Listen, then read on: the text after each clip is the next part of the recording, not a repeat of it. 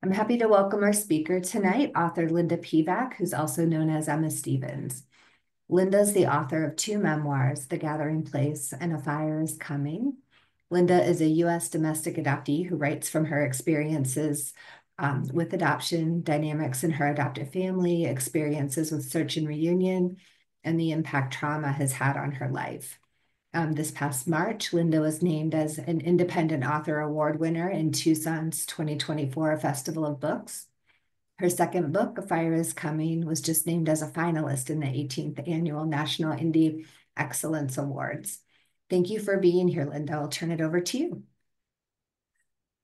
Thank you, Ty. I'm so happy to be here and honored. And I'd also like to congratulate Adoption Network Cleveland on its 36-year anniversary of empowering and educating and supporting our community.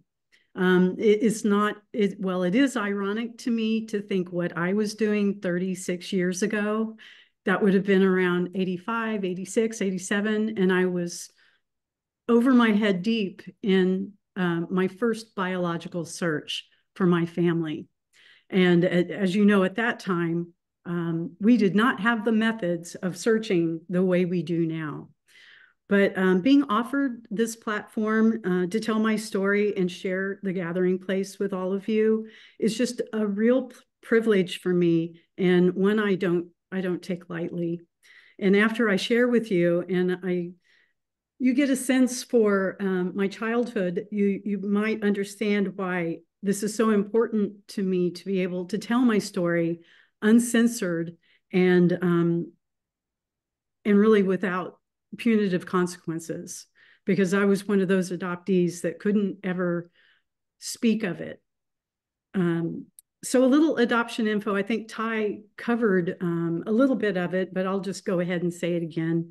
I was born, relinquished, and adopted in Denver, Colorado in 1962. And I'm a same-race U.S. domestic adoptee with closed file adoption, obviously, because that is the baby scoop era time where almost every adoption was closed file. My first mother, she grew up in a very small farm town in Nebraska called Danbrog. And she had decided to leave that life and go to Denver, Colorado, became a secretary, and met my biological father. And they had a pretty serious relationship. I found all of this out decades later, but that they intended to get married. But when my birth mother found out she was pregnant, my birth father decided that marriage was off the table. He was from a very strict Catholic family, and I'm just being, I'm guessing at this because I don't know for sure, but I imagine he got cold feet and he pulled out, and they're not going to get married. So my birth mother alone in Denver, she didn't have a family to, lean on or have support from friends. And I don't think she ever actually even told anyone in her family. I know she didn't, because I've talked to some of the family members and they didn't even know about me. But her choice was to go to an unwed mother's home, like so many did. And she told me that the way she was able to stay there was she earned her keep by working there. And they paid her medical expenses all the way through the point where I was born. But you can understand that it was under the condition that you're going to relinquish your baby. And they had when my birth mother talked to me about what the conditions were at the maternity home, she said it was very prison-like. And there was a lot of manipulation of, if you know anything about, it's called the bite model, and it's a way to control people through behavior, information, thoughts, and emotion. And all of that was done in order to ensure that these mothers relinquished on the day of birth. I was told by my birth mother that she took 9 days to decide to relinquish me. And that was, the adoption agency, which was Lutheran Social Services, were very upset because they thought she was going to relinquish all the way through. Oh, another thing I didn't mention is they were very much encouraged to use fictitious names and to not form any kind of lasting relationships, really not to talk to the other mothers at the home at all. And a lot of them used fake names. And in fact, mine used a fake name on my original birth certificate. But she said she was receiving so much pressure from the agency to relinquish that she did after 9 days. And after that, I was adopted 3 months later into my adoptive home. My adoptive parents, counted on the fact that they were told that I was going to be a blank slate baby. I had no past, I had no temperament, I had no likes or dislikes. I was just free for them to form and shape me just the way they wanted to. And that's what a lot of parents were told. And the same would be true for my brother, who was adopted from the same agency 2.5 years earlier. My parents' parenting style was authoritative, punitive, oppressive, and unrelenting. So that kind of ties back into how grateful I am to be able to have a platform and to use my voice, because for a good portion of my youth, I was mute. I was too afraid to even admit that I had any needs. I didn't have any boundaries. So it's very, very different for me to be able to just speak so openly. To say that adoption was a taboo subject in my household is an understatement. We were never to speak of it, and if we did, we were greatly shamed and told how selfish and ungrateful we were. And quite ironic, but not really, because I've heard from other adoptees say that they had adoptive siblings in the household, and they too never spoke of it to each other. And I think that's crazy. We just didn't trust each other enough to even say, hey, what do you think about it being adopted? My parents made sure that there was no alliance formed between my brother and I. So we learned to not trust each other, and we never talked about it. I was told at a very young age that I was adopted, and I cried the biggest, fattest tears because I remember feeling how sad a story it was, thinking about my birth mother, what she went through, and how she feels like she probably lost me somewhere in the woods. And I would hear things like, your birth mother loved you so much, she gave you away. And those were those microaggressions that adoptees are told, where they're meaning good, but really, how do you make sense? And at 3 years old, how do you make sense of your birth mother loved you so much she gave you away? And it was also the moment I started getting very confused about the definition of love. So my mother got very resentful and I could almost remember when it happened, when I had these big fat tears of crying for and having empathy for my birth mother. It set into play the tumultuous relationship I had with my mother, my adoptive mother, from that day forward. And there was always the sad fact that my mother didn't have any maternal instincts at all. I was unsure of why she did decide to adopt children, because maybe it was just the idea of it or something that we all do. And I think maybe it was because my adoptive father really wanted children, and so she went along with it. But once we were there, my brother and I were looked at as these two foreign babies that didn't mirror her. Instead of, as an adoptee, we talk about, I didn't have anyone to mirror me. Well, it was really my adoptive parents that looked at us and would say, you don't look like us, talk like us, think like us. What can we do? So they doubled down to try to shape and mold us into who they wanted us to be.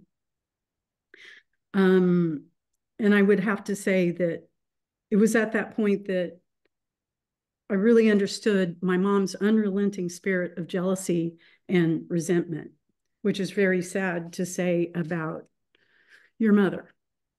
And because of that and other things, I developed a very rich fantasy life. And I'm not too much unlike other adoptees because I've heard a lot of us talk about the ghost kingdom and how if you don't have a story of origin, you make one up, right? And it's something that helps you make sense of your life. And one of the things, and if you've read The Gathering Place, you know that I had this fascination and desire that Samantha from Bewitched would be my birth mother. And why not? She was magical, literally. She had magic. And that was just for someone that felt so powerless as a child. That was just music to my ears to have a mom that could teach me too how to be magical. And the way she treated Tabitha, her little girl. And yes, that's why I chose Tabitha for the name of my little 5-year-old self in the book. But she treated Tabitha with such loving kindness. And I didn't understand them, but I craved that so deeply on a level that I'm still trying to understand and make sense of. And I also looked for a mother in every woman I met, every babysitter, every teacher, every lifeguard. I'd be the person, the little girl that would be up in a lifeguard chair sitting in their lap because I felt like I was getting nurtured by these people. And it really was anyone that seemed kind and would pay attention to me. And I feel like it's very reminiscent of the book, Are You My Mother? By P.D. Eastman. And I think a lot of us can relate to that because we do search. We look back to the mirroring. We look for someone that resembles us or has any characteristics that we can see. Looking at them, we can see ourselves and just trying to feel like we're real on this earth. My fantasy life was also a way to survive my alcoholic home. I grew up, I wanted my brother, oh, I'm sorry, I'm getting confused here.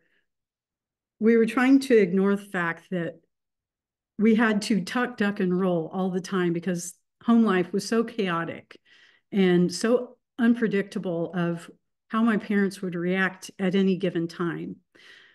So you can imagine dissociating or having a fantasy life, whatever you want to call it, was a way to comfort myself. It was a coping technique, very much so. Another coping technique, I used music. I learned what emotions were by listening to lyrics in music because I wasn't getting taught what emotions were because my parents were so dysregulated. And so I looked for other sources to, I didn't have a mentor, so I used music. I used nature a lot. I could always feel a sense of connection through nature. And I know that a lot of adoptees feel that way. So these things are why I created The Gathering Place. When you've been taught not to believe in yourself and you've been led to believe false ideas and beliefs all your life, it's really hard to break that really fibrous conditioning and those long held core beliefs. That takes a lot of intentionality to break. Some of us don't make it, but others, my brother didn't make it. He never tried to question all these things, but I did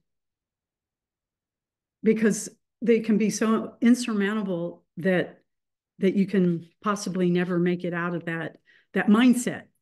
I don't know if you've ever read the book Educated by Tara Westover. It was, I see a couple of head nods. It was so dramatic for me to read that. And no, I didn't have the level of conditioning that she had, but boy, did I resonate with when someone limits your ideas and beliefs and you're led to believe something is black and it's really white. It's very hard. And the earlier you get conditioned that way, the harder it is to break. For me, I think it takes a life-changing event. and probably for other people too, you need a catalyst of some sort to break through your thoughts and beliefs that you've become more or less addicted to, and you don't even know it. Or you've been coerced to believe that way. When I was writing The Gathering Place, it gave me voice.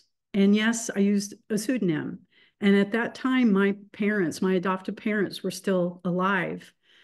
And it was my way to tell my story and not be condemned for it. And it worked.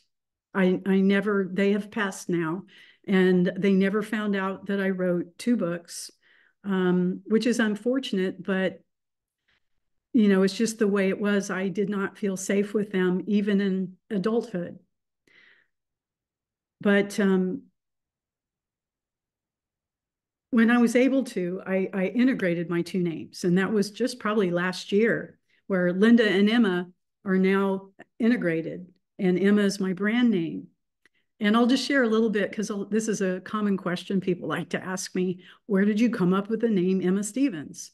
Emma is from one of my favorite yoga instructors, because she taught me that it's not only important to have a posture on your mat, it's really about postures in life and how to connect the two, and to let your mind and heart and space be open enough to evolve and expand. And I just thought that was such a breath of fresh air to me. So I used Emma. And then Stevens, I think I've already told you that Samantha Stevens from Bewitched is how I chose the last name of Stevens. And I did take creative license of, I think she spelled it with a PH and I spelled it with a V. But I want to also thank, I've been on a few podcasts, and I asked them to hold my secret, and I asked them to not goof up with the name that they called me. And they always did such a great job. And I just want to thank them again for holding my secret well. And I'm just so happy that I don't have to do that any longer. I'm free and open, and I'm just happy that I can tell everyone that. I'm going to read the first paragraph of the book, because I feel like it sums up why I wrote the book. I'm always a person that likes the why of things. So it's really on page 1. It's the introduction. And it starts off with, as I gazed ahead, the late afternoon sun cast a beautiful golden glow over the hills surrounding the gathering place. There was just the right amount of shadow, making the big old oak tree on top of the hill, the main hill, look even more majestic than the size already did. My heart raced in anticipation of reaching that spot soon. Hurriedly, I hiked down the hill to start my final climb that would bring me to the foot of the enormous tree. The gentle breeze was warm and smelled sweet, with the aroma of the tall green grasses and wildflowers. I eagerly began my ascent on the narrow, hard-packed path that wound up the hill to the big tree. Placing the palm of my hand on the rough, thick bark, I felt the warmth of the sun still there. I breathed in deep and closed my eyes, imagined my feet as firmly planted on the ground as the tree's roots were reaching deep into the earth. I could feel how the trunk was the heart and soul of this tree, and in another way, the skin and bones. My heart felt an openness with a sense of belonging to this place that felt so familiar. Many times I'd walked here and gazed out over the hills in my dreams. This was to be my gathering place, the safe haven where I'd invited everyone on my list to come, enjoy, and relax. A transformative place that would lead to finding the road back to me. And just to finish that off with the last sentence of that introduction, while this story may take on a more fantastical sense and at times be seen more through the lens of a child, it is my hard-won liberation narrative. So thank you for letting me read that. It really kind of gets me back in touch with why I wrote the book and just the good feelings I had as a result of writing it. Like many adoptees, I often find such healing in nature, and I get such a sense of awe, and then awe leads me to joy. Um, and it's just something that I think there's a lot of healing for a lot of adoptees, and you know, just anyone. Nature is just amazing. Um, I also discovered a psychological modality of how I wrote. It was how I really wove the whole story, and it's through EMDR. It's eye movement, desensitization, and reprocessing. And I discovered that a few years ago. And that's why and how I visualized the gathering place, a space where my mind and heart and space was open. The grassy hill, you know, right here on the cover. And you can't forget the swing, because that was the magic portal to sit on, and all the people that I invited. It was like the magic portal to go to a different place and have new possibilities come to mind. The grassy hill was so important to me, and just even the contrast of the clouds and the color of the sky. And one of my favorite parts of writing was about a little mint green frog. And I think the part that I was talking to, her name was Lauren, and we were by a stream. And it just struck me so funny, I don't know why, of thinking about, what does a frog think about when it perches itself on a rock? Does it think about, I like being here. And then what am I going to do next? And then what am I going to do after that? And I loved just the imagination that it brought up in me when I was writing that sequence about the frog. The parts of me I invited to come visit at the gathering place were Tabitha, my 5-year-old self. There was Mia, Lauren, Kate was my college self, and oh yes, my infant self, which was very healing to write about, to write to your infant self. I highly recommend really writing in general to heal, because everything we have inside, when you put it out on paper, you just, I don't know, there's something about anchoring it in your brain, things change, and you get to see things in a better, more clarity. And I invited these people so I could offer love and understanding, comfort and repair. They experienced trauma, and they never got to resolve this trauma.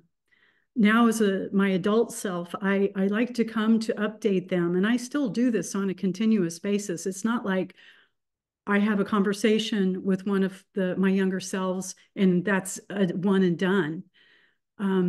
It's practice. It's practice hearing them, seeing them, and feeling them, and updating them with new information, saying, you know what, you didn't have to hold that. That was not yours, that your responsibility to hold. That was an adult's responsibility.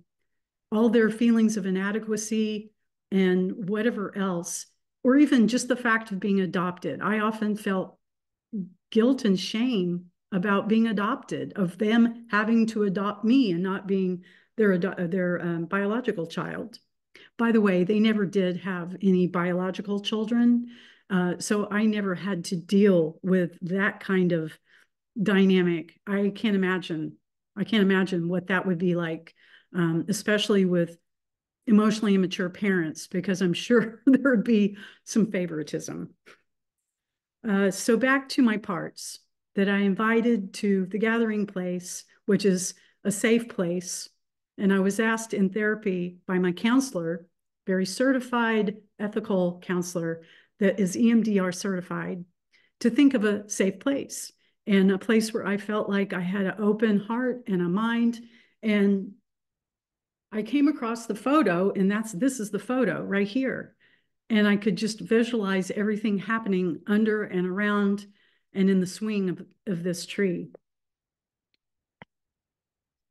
And when I meet these parts, these younger parts, I treat them with love and kindness and gratitude, because they're the reasons I survived. While they may wreak havoc on my adult life now, I want to tell them how much I appreciate that they had their protective parts that saved me from whatever I needed to be saved from at that time. But I need to let them know that the coast is clear now. The all clear signal has been sounded, but they're frozen in time and they don't know that. So all my parts are welcome, by the way. I don't say, oh, I hate that part. They're not invited. All of them are invited. And I like to talk to them all. I see them, I hear them. And the biggest thing is I'm telling them a new story, because I think often when we have these core beliefs that we're taught at a very young age, they're erroneous beliefs and attitudes about life that may or may not be true. For example, for an adoptee, we have abandonment issues. We have feelings of not belonging, and maybe even thoughts of, I was an unwanted baby. I was always slated to be relinquished. But that had so little to do with me as a person. And I didn't understand that when I was growing up. But now I do. I have a choice to create a news story based on facts. And when I think about creating my news story and I step out of that broken one and I ask myself, are these things I think about myself even true? What would I rather believe? And then I think about a speaker, author, doctor that a lot of us follow. I think you'll recognize his name, Gabor Mate. And what he said is, life wanted you. He wanted me. He wanted all of us. It's a miracle we're here. And that really got through to me, to understand that all the erroneous beliefs I had been, my parents were telling me, then I took it on forward, and it was up to me to break that apart and step into a new story. I like this because it's evidence, and needed to start changing my limited core beliefs about my existence. And instead of having a spirit of fear and doubt, I now practice radical resilience and acceptance. Through a 12-step program, I learned about acceptance, and that the more we resist, it will persist.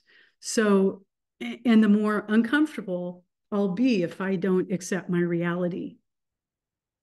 Not to say you can't change your reality, but the more that I am in denial and I'm not living in the present moment, the more uncomfortable I'm going to be. And I've decided that I live a new story now, so I choose not to do that anymore. Jumping to reunion, really all of my reunions, I've had several. My first one was 34 years ago, when I found my biological mother, and I thought I found my biological father. But what it showed me is that when I met them, and I felt no mirroring, I felt no recognition, we have the same traits. I did look a little bit like my birth father. But what I decided about being in my new story is that I don't have to be like my adoptive parents, and I don't have to be like my bio parents. I can be me. And I've accepted that the universe wanted me, life wanted me. And so I'm from the universe, and I'm in the universe just as much as the universe is in me. And that's how I was able to reconcile not feeling any kind of real connection with, at least with my bio parents or my adoptive parents. In later reunions, after DNA became available, I was able to confirm that the father that I met, that I thought was my birth father, truly was, but he had passed by then, so we didn't get to have a second reunion. But what I did get to do is meet his entire family. I got to meet the big Catholic family that he felt, he was going to be shamed by, and they've embraced me. And it's been really a great experience to get to know them. And it's still unfolding. All of that part, I just met them probably 5 years ago, and it's still unfolding. But another thing that's different, there are a lot of things that are different in my life now. And one of them is I realized I have choice. And that's such a huge thing. I mean, it's also kind of an obvious thing because we're adults, but if you don't give yourself permission to have choice, then you can just keep making the same mistakes over and over and over. And I also have voice. So I have choice and I have voice. And I'm no longer addicted to my own way of thinking. And I do that by remaining teachable. And I love research. I love getting to learn about new things. And through the gathering place, all of this was made possible by opening my mind and my heart.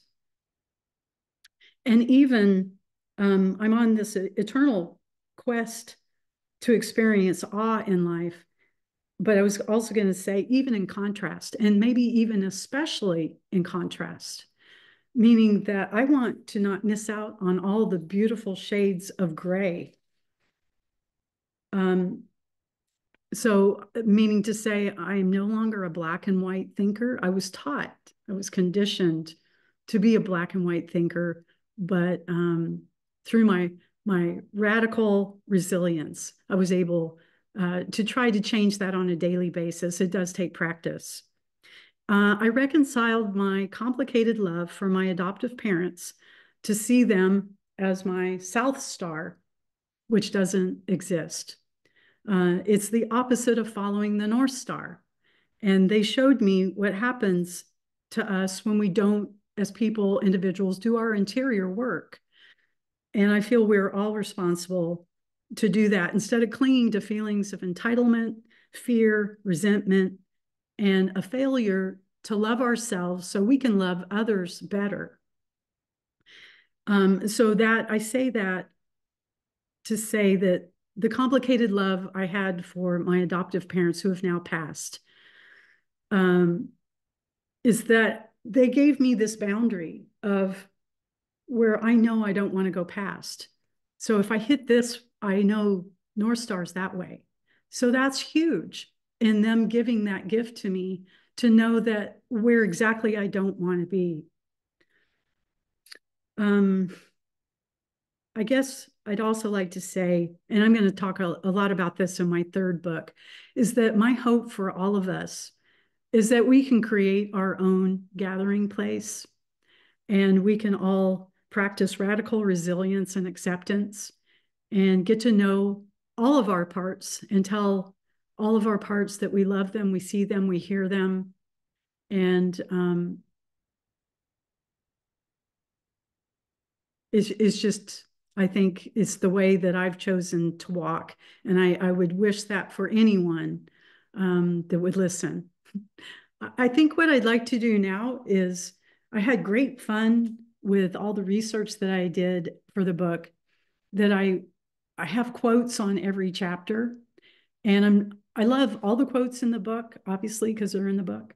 But I'm going to pick out just a few that meant something to me, and I'm going to say, I'm just going to read them to you real quick.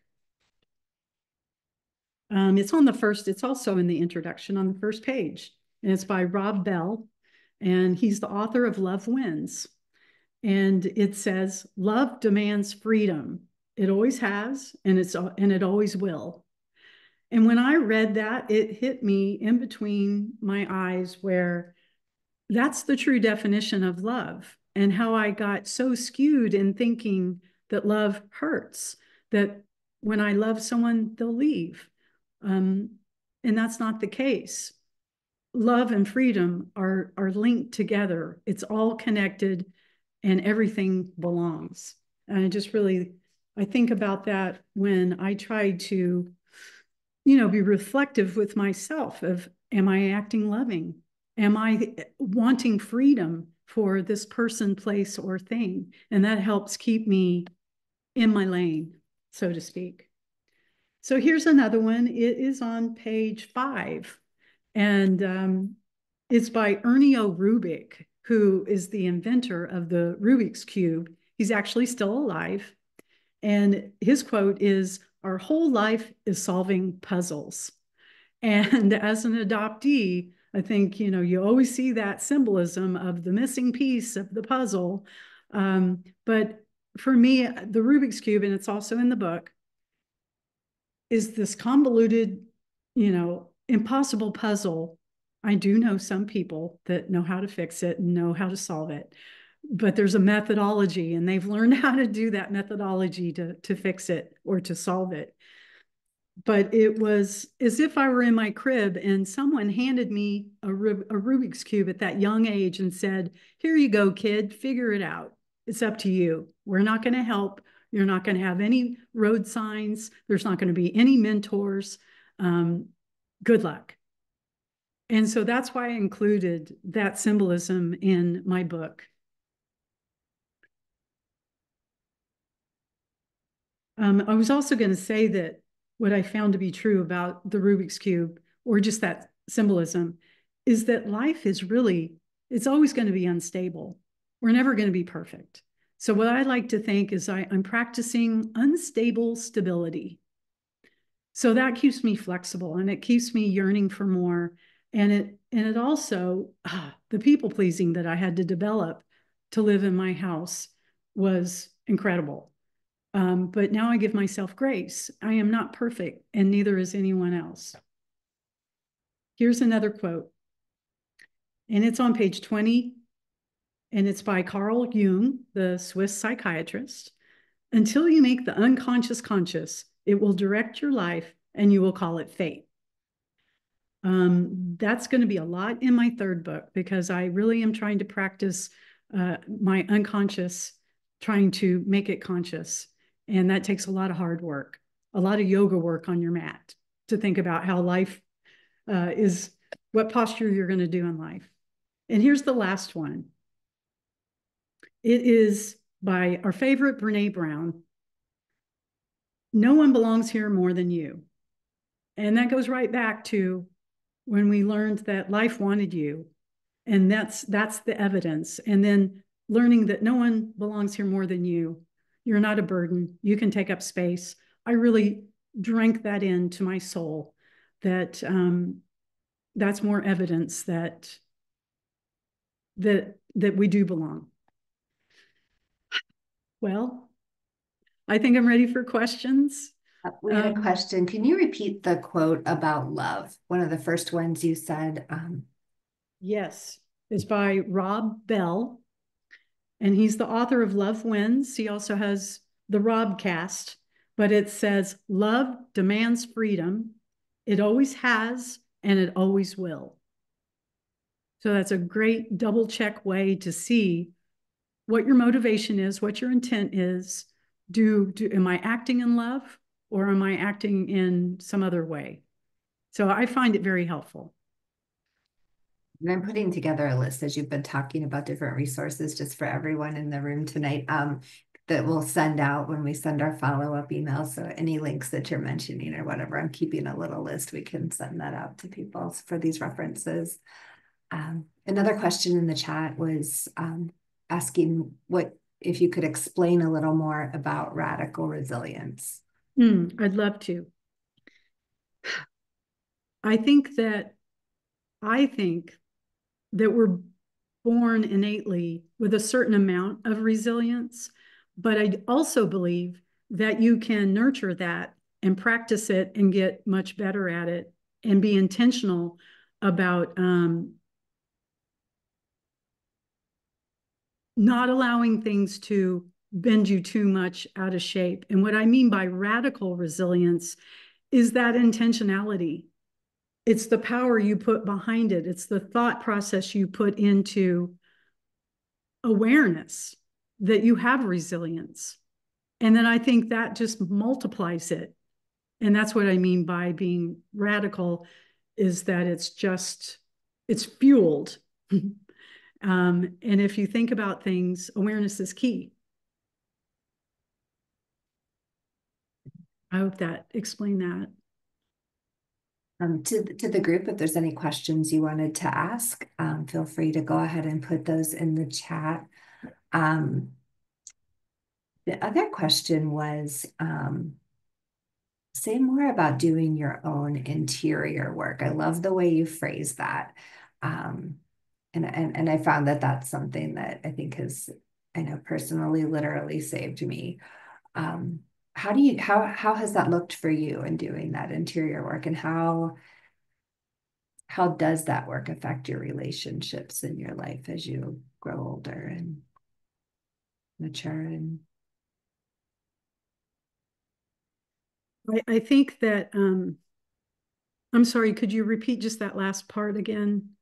as you go through your life, like as you know, form more relationships, or your relationships deepen, or as you know, as your children become adults and all of those things, like how has doing your interior work Well, you have to be impacted aware that? of it first. You have to know that. I see. In the beginning, I said I'm a why person. I need to know why things are so, and so to do my interior work, um, and curiosity. If we lose our curiosity, I don't think we're ever going to get to the point of asking ourselves, why am I doing this? What would I rather be doing?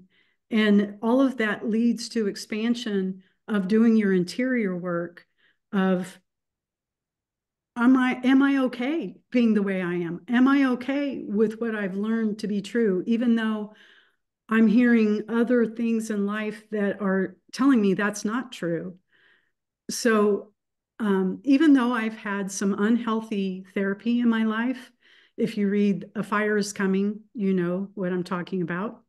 But I've also had some great therapy. I'm a huge proponent for therapy because it is so thought-provoking of how to get to know yourself.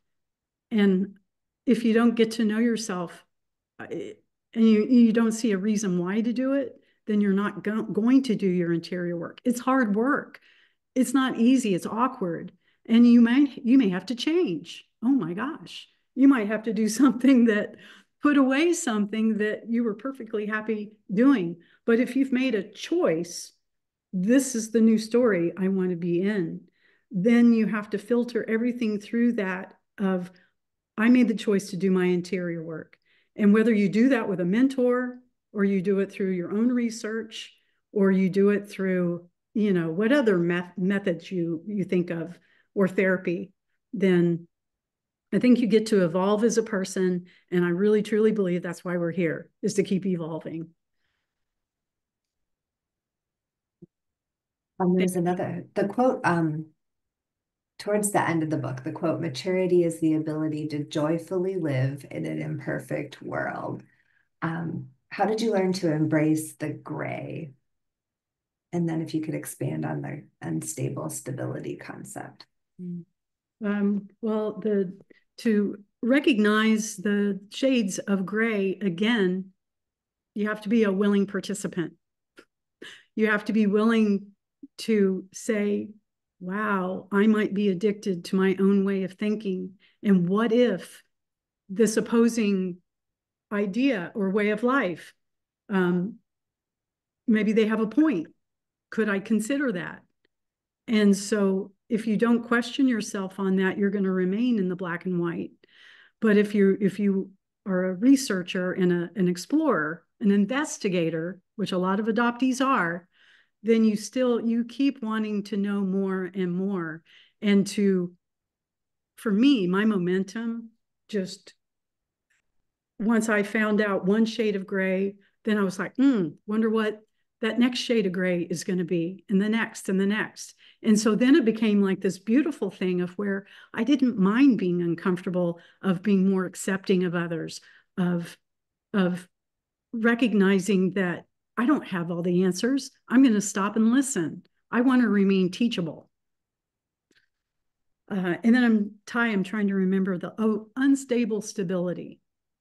That is something I got from Richard Rohr, who is a spiritual teacher, among other things. And he was saying, you can try to be perfect all you want, but you're going to fail.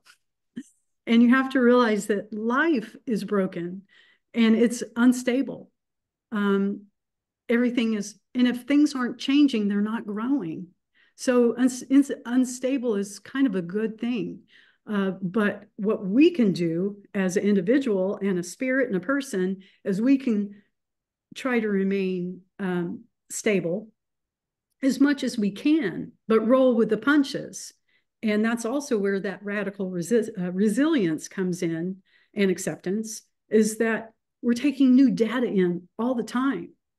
Like, okay, now this is going to change. This came in, so this is going to change this. And so we're always just reconfiguring to be able to find a new balance. So I hope that explains unstable stability. And definitely things don't stay static, that's for sure. Okay, I'm going to open it up again. And if anyone wants to pop a question in the chat, now would be a great time for that. We have a few minutes left. I'm surprised no one's asked about the break-in. I was just about to. I was going to give someone else a chance to ask a question. That's a burning one on my mind. I loved reading that. I thought that was just absolutely fascinating, and just the courage and the adrenaline rush that must have taken. Do you want to share about that for anyone who hasn't read that book yet? Well, I don't want to give the whole thing away because I would like you to read it. But I'll say that when I recorded The Gathering Place for Audible, I had this recording studio manager, and I could see him in the window, right? So I'm on the mic, he's in the window, and I see him on the edge of his chair with his mouth hanging open. And I'm reading, and I'm trying not to, pay too much attention to his reaction. But after the reading was over, he would burst out of the studio saying, "And then what happened? And then what happened?" And I'd say, you have to wait until the next reading when we get back together to record. And he was like, "Oh man, I need to know now." And I thought, what a difference it would have been if he had been sitting there, filing his nails, deadpan face, going, "Oh my gosh, when can I go home?" It would have changed the reading, I think, so much. But to get to your question, the break-in, I felt so justified that my birth records were my records, and I was also 24 years old, okay? And I had a boyfriend at the time, and we put our heads together and thought, and this was 1986-ish, security was not as we know today. And it was a fairly easy break-in at the adoption agency where I had gone, and I knew there was some information I needed to get. And I knew that that was the only way I was ever going to get that information, was if I were to obtain it for myself. And it was just really a miracle how I walk in and find it immediately. And the other question a lot of people ask is that when I took the big box with me of a lot of adoptee files, I did return them. We broke back in and returned all the files. I couldn't have lived with myself over that. But and the last thing is, no, I didn't get caught. And no, I'm not a proponent for breaking in places, but that just shows that my determination as an adoptee, wanting my answers and my story, and that kind of goes with that last sentence I put of, it's my liberation story.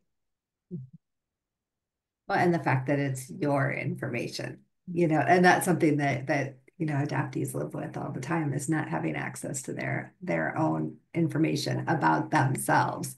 It's just, seeing you take that back was very empowering. It was, anyways, that's a great And part of your story. Colorado is an open state now of open file records. And so I applied a few years ago and paid my money and got it properly, legally.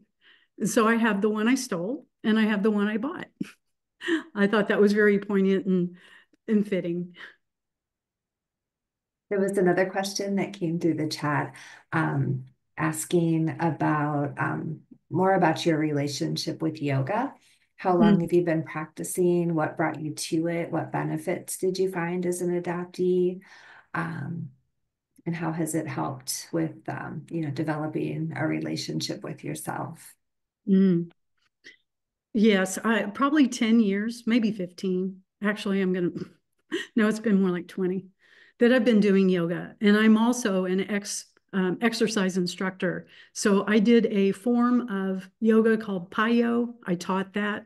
Um, I'm not a yoga certified instructor, but I got the benefits of yoga, of getting in touch with your body is probably the biggest thing of, and I really think that teenagers and young children should do yoga too, because you start to learn how your fingers are connected to your hand to your wrist, and your arm to, it's just like and their bodies are growing and changing so fast that it's a way for them to create a relationship with their body and to love it, regardless of what kind of body you have, regardless if you can do Warrior Two perfectly. I'm a big proponent with, my hips don't work that way, so I'm going to make this modification and do it this way. That's not the point of yoga, in my opinion. The point is you doing the posture, you feeling the confidence, you feeling the euphoria and the thoughts that are going through your head and the connection that you're getting through your mind's eye. And as an adoptee, I feel that that was huge to bring myself into my body because I was so disconnected as a child. I had to run, I had to dissociate. And so practicing yoga now is so important for me personally. But I really appreciate that question. Thank you. I'm going to put a couple of things in the chat for upcoming events and things going on at Adoption Network. So everyone has that. Um, any other questions anyone would like to pose in the chat? I wanted to thank Deidre McGee for her question or her statement of heart work is hard work, but we must protect our heart. Absolutely. I totally agree with that. But we also can't be afraid, because I often find if I not do things out of fear, that means I need to do it. But I can still protect myself at the same time. I'm also putting in the chat a Thanks, link. Linda. Good to see you. Good to see you too. Yeah. I'm putting a survey link. Also, one of the things we love to do is get feedback from everyone who attends the Monday evening speaker series, and also to share your ideas of speakers or topics you'd like in the future. So if you could click that link and share your thoughts, we sure would appreciate it. And okay, last call for questions. Anything else that you wanted to, could you share with us a little bit about your upcoming plans for future books? Well, one of the great things from writing the two books is that I've had so many collaborations and met so many people at these conferences that it's kind of grown into, hey, let's do this together, let's do that. But I am writing a third book, and it's called Choosing to Breathe.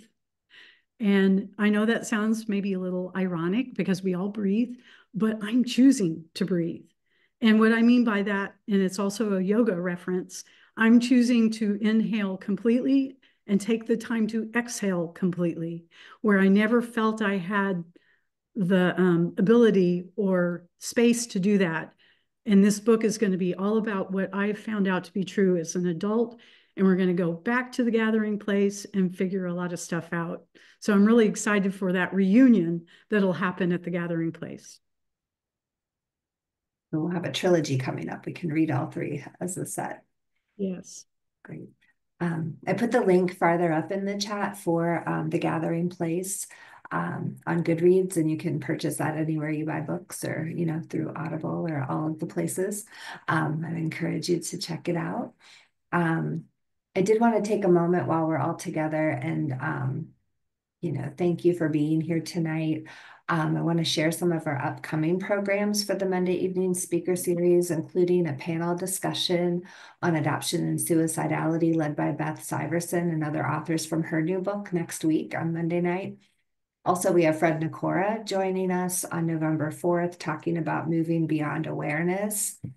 And this next one takes a little bit of advanced planning. We have on November 11th, a conversation with the Canadian filmmaker and adoptee Adrian Wills on his film A Quiet Girl. The National Film Board of Canada has provided a Vimeo link that's commercial free that you can watch the film before his talk, and you'll get that when you register in your return email. That's coming up November 11th. And more information and the registration can be found on our website. I also wanted to share that Adoption Network Cleveland's a nonprofit organization serving individuals and families impacted by adoption, kinship, and foster care through support, education, and advocacy. We're a membership organization, and we hope that you'll consider joining as a member to help keep our programming going. Again, to find out more about what we do and programs we offer, you can visit us at our website, adoptionnetwork.org. And thanks to everybody who's joined us tonight. And again, thank you, Linda, for sharing so much with us and volunteering your time tonight. We really appreciate that. Thank you, Ty, and thank you everyone else that made time to come here. And I wish you that that you'll develop your own gathering place.